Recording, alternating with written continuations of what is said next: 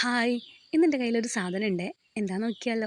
ദാ ഇതാണ് ആപ്പിൾ ചാമ്പക്ക. ഇത് ഏട്ടൻ വരുമ്പോൾ കൊണ്ടുത്തന്നതാണേ.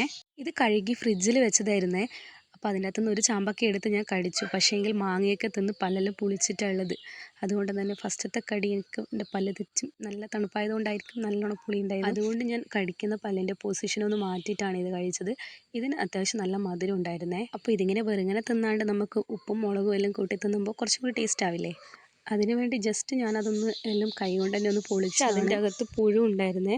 അപ്പോൾ അത് ഞാൻ പുഴു ഉണ്ടായിരുന്ന ആ ചാമ്പക്ക എടുത്ത് മാറ്റി വെച്ചു. എന്നിട്ട് കത്തി കൊണ്ട് മുറിച്ച് നോക്കിയതിന് ശേഷം തിന്നാന്ന് കരുതി കത്തി എടുത്ത് മുറിച്ചിട്ടാണ് ബാക്കിയുള്ളത് കഴിച്ചത്. റിസ്ക് എടുക്കാൻ നിൽക്കണ്ടല്ലോ എന്ന് വിചാരിച്ചു. കൂട്ടത്തിൽ നല്ലൊരു ചാമ്പ എടുത്തു, ഞാൻ മുറിച്ചു.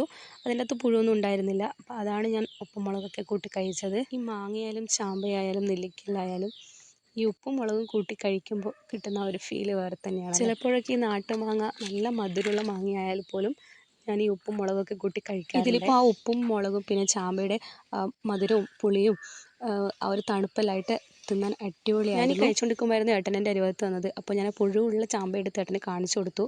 ആഹാ, നല്ല പൊട്ടില്ലാത്ത ഇറച്ചിയല്ലേ എന്ന് പറഞ്ഞ് ഒന്നും നോക്കാതെ ഇത് കഴിച്ചു. അതങ്ങനെ ഇതിൻ്റെ സൈഡ് എഫക്റ്റ് നാളെ അറിയാൻ പറ്റും. വീഡിയോ ഇത്രയുള്ള വീഡിയോ ഇഷ്ടപ്പെട്ടാൽ ലൈക്ക് ചെയ്യുക, കമൻറ്റ് ചെയ്യുക. അപ്പോൾ ഓക്കെ, ബൈ.